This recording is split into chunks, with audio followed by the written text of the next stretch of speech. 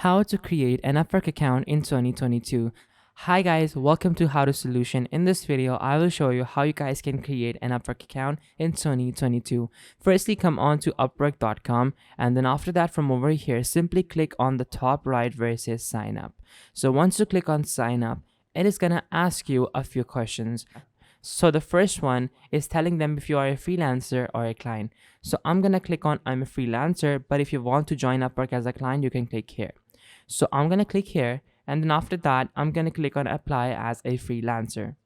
So after that, from over here, you guys will have to put in your first name, your last name, your email address, your password, and then your country, and then your account is going to be created. Then after that, you guys can of course set it up. You guys can do multiple things with it. You guys can make your own profile, and you guys can optimize your profile to get more work. So guys, this was the video. Thank you so much for watching. Take care. Till next time. Goodbye.